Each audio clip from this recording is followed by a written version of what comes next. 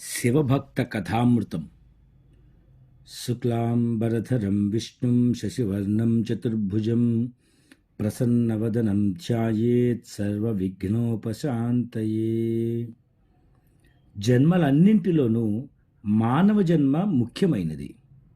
మానవులకు ఆలోచనా శక్తి ఉంటుంది. చెడు ప్రవర్తన మార్చుకునే అవకాశం ఉంది. తమ ప్రారబ్ధ కర్మ సరిదిద్దుకునే వీలుంటుంది. మానవ జన్మను సార్థకత చేసుకోవాలి. మంచిగా బ్రతకాలి. భగవంతుని అనుగ్రహం పొందాలి.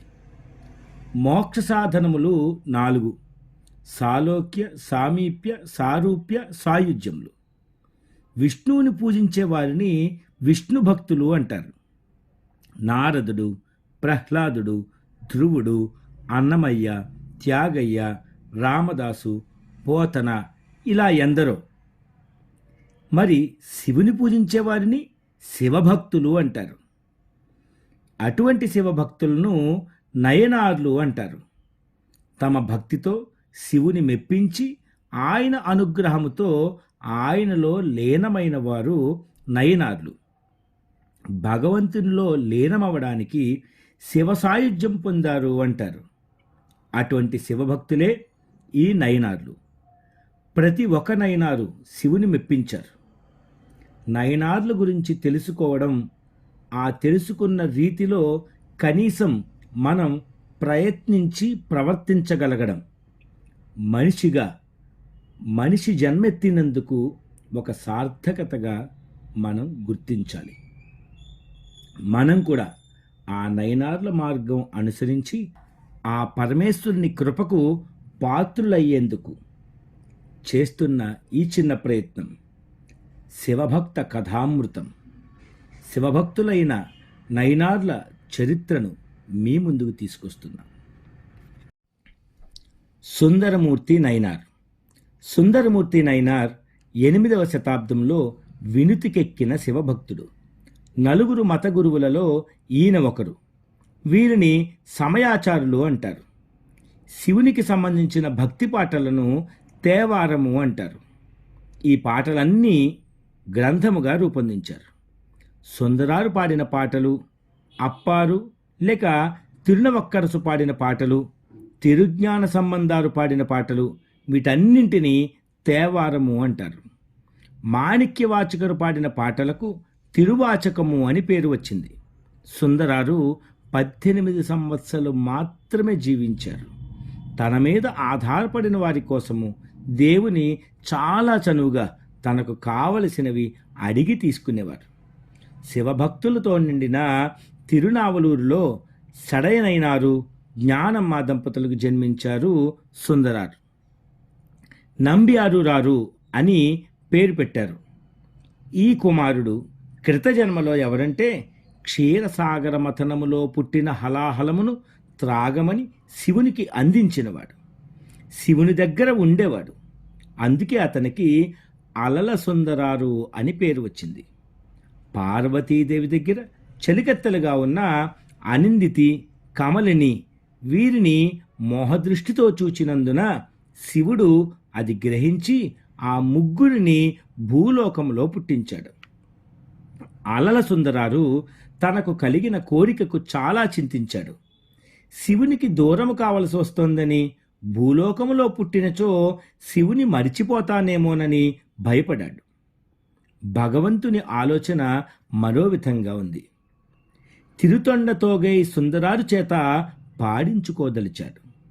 మానవులు జాగ్రత్తగా ఉండకపోతే కామము వారిని వశము చేసుకుంటుందని చెప్పకనే చెప్పాడు.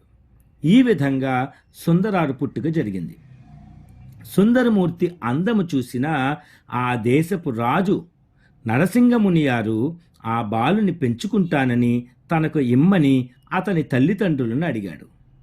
సుందరారు తల్లిదండ్రులు శివభక్తులు కనుక వేటి మీద కోరిక లేదు కాబట్టి రాజుగారి కోరికను మన్నించారు. అందుచేతనే ఆ తల్లిదండ్రులు వారు కూడా నయనార్లుగా మారారు. పిల్లవాడు రాజుగారి పోషణలో ఉన్నప్పటికీ బ్రాహ్మణ ధర్మము విడువక వేదవేదాంగములు అభ్యసించి పెద్దవాడయ్యాడు. సడయనార్ నందకవి శివాచారి అయ్యర్ వారి కుమార్తెని పెళ్లి చేసుకునేందుకు అన్ని సిద్ధం చేసుకున్నారు. సరిగ్గా తాళి కట్టే సమయానికి ఒక వృద్ధ బ్రాహ్మణుడు ఒడులంతా విభూతి పూసుకుని రుద్రాక్షలను ధరించి జడముడి కలిగి ప్రత్యక్షమై ఇలా అన్నారు: ఈ ఆరురారు నా బానిస, వివాహం చేసుకునేందుకు వీలు లేదు. బానిసగా ఉంటానని వ్రాసి ఇచ్చిన పత్రము నా దగ్గర సాక్ష్యముగా ఉంది అన్నారు. పెళ్లి ఆగిపోయింది. ఆ పెళ్లి కూతురు బెంగ పెట్టుకుని తను చాలించి కైలాసము చేరుకుంది. సాక్ష్యము చూపించినందున ఆ వృద్ధ బ్రాహ్మణుని వేషములో ఉన్న శివుని వెంట వెళ్ళాడు సుందరారు. తిరు ఆరుల్తురాయి అనే దేవాలయంలో ప్రవేశించి అంతర్ధానమయ్యాడు. ఆ వృద్ధ బ్రాహ్మణ రూపములో ఉన్నది శివుడు అని అప్పుడు తెలుసుకున్నాడు సుందరారు. వచ్చింది శివుడని, సుందరారికి వంతొండన్ అని పేరు, అంటే పరుషవాక్యములు పలికిన భక్తుడు. శివుని పితన్ అని సంబోధించారు సుందరారు. పితన్ అని ముందు వచ్చేలా పద్యాలు రచించి పాడాడు సుందరారు. శివుడిని తదత్తకొండ అంటే సంసారము నుండి రక్షించువాడు అంటారు. ఆ విధముగా సుందరారు అనేక దేవాలయములను సందర్శిస్తూ దేవునిపై పద్యాలు రచించి పాడేవాడు. అప్పారు కొలిచిన విరాటేశ్వరుని దర్శించడానికి తాను అనర్హుడనేమోనని దర్శించలేదు. ఆ రాత్రి శివుడు కలలో దర్శనమిచ్చాడు. పద్యాల లహరితో అభిషేకించాడు. చిదంబరము చేరుకున్నాడు. ఆనందపరసములో నేలపై దొర్లాడు. నటరాజస్వామి దర్శనమిచ్చాడు. తిరువారూరు వెళ్ళమని ఆదేశించాడు. అంతేకాకుండా అక్కడి ప్రజలకు నా పరమ భక్తుడు వస్తున్నాడు, మర్యాదలు చేయండి అని ఆదేశించాడు. ఆ విధముగానే ప్రజలు చాలా బాగా గౌరవించారు. సుందరారు దేవుని అర్చిస్తున్నప్పుడు ఆ శివుడు ఇలా అన్నాడు: నీ పెళ్ళి అడ్డుకున్నాను కదా, ఇప్పుడు జరిపిస్తాను అని చెప్పాడు. ఈ ఊరిలో పార్వతీదేవి చెలికెత్తైన కమలిని ఈ జన్మలో పరవయార్గా జన్మించి వాల్మీకనాథుని అర్చించుచున్నది. శివుడు ఈ ఇద్దరికి వివాహం జరిపించాడు. ఒకరోజు ఆరురారు గుడికి వెళ్ళగా అక్కడి జనాన్ని చూసి కంగారు పడగా శివుడు తిరుతొండతోగై పాటలో తొలి చరణము పాడగా శివుని కృపతో మిగతా పాటను సుందరారు పూర్తి చేశాడు. తిరువారూరులో ఉన్నప్పుడు కుండేయూరికి జారు అనే శివభక్తుడు సుందరారు కుటుంబమునకు కావలసిన భోజన పదార్థములను ఇచ్చేవాడు. ఒకసారి దేశములో కరువు వచ్చింది. సుందరారికి సహకరించడం కష్టమైంది. ఆ వ్యక్తికి శివుని తలుచుకున్నాడు. శివుడు అతని కలలో కనిపించి, భయపడకు, దిగులు చెందకు, కుబేరుని పురమాయిస్తాను అని చెప్పాడు. మరునాడు లేచి చూసేసరికి ఇంటి ముందు ధాన్యపు కుప్పలు కనిపించాయి. సుందరారు శివుని స్తుతించాడు.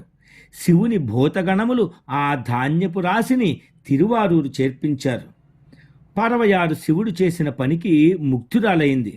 కరువు పోయింది. శివుని, సుందరారుని, పరవయారుని ప్రజలు పొగిడారు.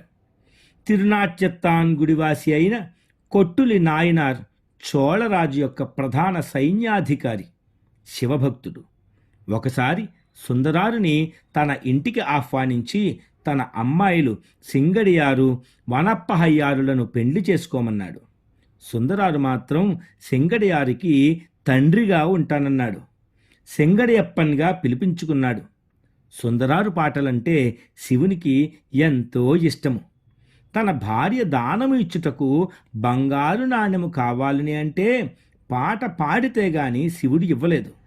ఒకసారి 12 నాణెములు అడుగగా వృద్ధాచలములోని మణిముక్త నదిలో వేసి వాటిని తిరువారులోని కమలాలయములోని చెరువులో తీసుకోమన్నాడు. అన్నము కావాలంటే పంచాక్షరి జపించేవాడు. భోజనం దొరికేది. పద్యలహరితో ఆనందపరిచేవాడు సుందరారు. తిరుదిత్రియారు చేరాడు సుందరారు. కైలాసంలోని ఇంకొక సేవకురాలు అనిందితియారు కూడా తొండైనాడులోని జ్ఞానరయారు సంగ్లియారుగా జన్మించింది. పెండ్లి అంటే విముఖత చూపేది. శివభక్తుని చేసుకుంటుందని తండ్రి భావించాడు. శివభక్తురాలైన ఆమెను సుందరారు చూచాడు. ఆమెతో వివాహము జరిపించమని శివుని అడిగాడు సుందరారు. అప్పుడు శివుడు సంగ్లియారు కలలో కనిపించి సుందరారుని వివాహము చేసుకోమని చెప్పాడు. అప్పుడు సంగ్లియారు శివునితో ఇలా అంది: అతనికి ఇదివరకే పెండ్లి అయినది. నన్ను ఎప్పుడూ విడిచిపెట్టనని మాట ఇస్తే పెండ్లాడుతానని షరతు పెట్టింది. ఆ విధంగా శివుడు రాయబారిగా వ్యవహరించాడు. నేను ఒక చోట ఉండను కదా, ఎలా ప్రమాణం చేస్తాను అని సుందరారు పలికాడు. ప్రమాణము నీ ఎదుట చేయను అన్నాడు. నీవు గుడి నుండి ప్రక్క చెట్టులోకి వెళ్ళి ఉండు అన్నాడు. శివుడు వెళ్ళి సంగ్లియారుతోటి నీ షరతులకు ఒప్పుకున్నాడు. ప్రమాణమును గుడిలో కాకుండా గుడి పక్క చెట్టు దగ్గర చేయమని అడుగు అని శివుడు చెప్పాడు. ఆ విధముగా ఆ ఇద్దరికి వివాహము జరిగింది. అనుకోకుండా సుందరారు తిరువారూరులో జరిగే వసంతోత్సవమునకు వెళ్ళాడు.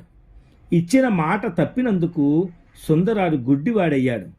తనను క్షమించమని, తిరిగి కళ్ళు ఇమ్మని కంచి కామాక్షి అమ్మవారిని, ఏకాంబేశ్వరి వారిని వేడుకున్నాడు. 2 కళ్ళు వచ్చాయి. ఇది ఇలా ఉండగా సుందరారు మొదటి భార్య పరవయ తన భర్త 2వ పెళ్లి చేసుకున్నందుకు తెలిసి చాలా బాధపడింది, కోపగించుకుంది, తిట్టుకుంది. శివభక్తులను లోనికి రానివ్వలేదు. శివుడు కలగజేసుకుని ఇద్దరిని కలిపాడు. పొన్నినాడులోని తిరుపతిమంగళములోని ఇయర్కాన్ కలికామనైనారునకు సుందరారు శివుని దూతగా వాడుకోవడం నచ్చలేదు. సుందరారు మీద కోపం వచ్చింది. సుందరారుని కలికామనైనారుని శివుడు కలిపాడు. ఏ విధంగా అంటే కలికామనైనారుకి రోగము వచ్చేటట్లు చేశాడు. ఆ రోగము సుందరారే పోగొట్టగలడని అతన్ని కలవమని శివుడు చెప్పాడు. నేను చనిపోతాను గాని సుందరారుని కలవను అని చెప్పాడు. తనని కలవలేదని తెలిసి సుందరారు కూడా చనిపోతానని ఖడ్గము ఎత్తాడు. ఇద్దరిని శాంతపరిచి శివుడు కలిపాడు. ఇద్దరు శివుని స్తుతించారు. చేరధీశాధీశుడు, చేరమాన్ పెరుమాళ్ళు, సుందరమూర్తి ముఖ్య స్నేహితులు. ఇద్దరు కలిసి ఎన్నో దేవాలయాలు సందర్శించారు. సుందరారు ఎంతో చనువుగా తనకు కావలసిన వస్తువులు ఏమైనా సరే శివుని అడిగి పుచ్చుకునేవాడు. ముత్యాలు, రవ్వలు, రత్నాలు, కస్తూరి, నేత్రాలు, గంధము, బట్టలు, నగలు ఎంత అడిగితే అంతా ఇచ్చేవాడు శివుడు. నది అడ్డు వస్తే శివుని గురించి పాట పాడితే నది దారి ఇచ్చేది. తిరుచుడిలో సాంబుని ప్రార్థించుచుండగా శివుడు కనిపించి కానప్పేరులో ఉన్నానని అక్కడకు రమ్మన్నాడు. రామేశ్వరం కూడా దర్శించుకున్నారు. చాలా కాలం ఇద్దరు కలిసి ఉన్నారు. కమలాలయము చేరుకున్నారు. ఇద్దరు కలిసి తిరువారూరు వెళ్ళారు. పెరుమాళ్ళు సుందరారికి అనేక బహుమతులు ఇచ్చాడు. మనుషులను తోడి ఇచ్చి పంపాడు. శివుడికి ఇది నచ్చలే. తన భక్తునికి తానే బహుమతులు ఇవ్వాలని తలిచాడు. పెరుమాళ్ళ చేత ఇప్పించబడిన వస్తువులను దొంగలు దోచుకుపోయేట్లుగా చేశాడు. సుందరారు గుడికి వచ్చి పడిగము పాడి బయటికి వచ్చేసరికి పోయిన వస్తువులు అన్నీ అక్కడ కనబడ్డాయి. సుందరారు ఇదంతా శివలీల అని గ్రహించాడు. కొంతకాలం జరిగాక సుందరారికి మరల చేరమాను పెరుమాళ్ళను చూడాలి అనిపించింది. కుండకోలూరు త్రోవలో తిరుప్పొక్కిలియారు అవినాశి చేరుకున్నారు. అక్కడికి వెళ్ళేసరికి కొందరు ఏడుస్తూ కనిపించారు. విషయం ఏమిటంటే ఇద్దరు బ్రాహ్మణ పిల్లలకు ఉపనయన ముహూర్తం నిర్ణయించారు. పిల్లలిద్దరూ చెరువులో స్నానం చేస్తూ ఉండగా ఒక కుర్రవాడిని చెరువులో మొసలి మింగివేసింది. సుందరారు శివుని ప్రార్థించాడు. శివుని ఆజ్ఞ ఇవ్వడంతో మొసలి మింగివేసిన బ్రాహ్మణ బాలుని కక్కివేసింది. బాలుడు బ్రతకగా ఉపనయనము నిర్విఘ్నముగా జరిగింది. చేరమానికి సుందరారు మీద ప్రేమ పెరిగింది. చాలా కాలం గడిచింది. సుందరారు శివుని ప్రార్థించి నన్ను తీసుకుని వెళ్ళు అని కోరాడు. సుందరారు అడగడంతో ప్రమథగణములతో తెల్ల ఏనుగుని ఇచ్చి పంపాడు శివుడు. సుందరారు ఏనుగెక్కి కైలాసం బయలుదేరాడు. భౌతిక దేహం ఇక్కడే ఉంది. ఇది వినిన చేరమాను తన గుర్రము చెవిలో పంచాక్షరి చెప్పి కైలాసము చేరగలిగాడు. కానీ ద్వారపాలకులు చేరమానుని లోనికి పంపడానికి అనుమతించలేదు. సుందరారు కోరిక మీద శివుడు చేరమానికి కూడా లోనికి రావడానికి అనుజ్ఞ ఇచ్చాడు. ఈ కథ వలన ఒక సత్యం మనం గ్రహించవలసి వస్తుంది. తాను అనర్హుడు అయినప్పటికీ మంచి భక్తుడైన సుందరారు స్నేహం వలన భగవంతుని సాన్నిధ్యం లభించింది. సుందరారు పూర్వపు రీతిలో మనస వాచ కర్మణ దైవాన్ని కొలుస్తూ కైలాసములో ఉండిపోయాడు.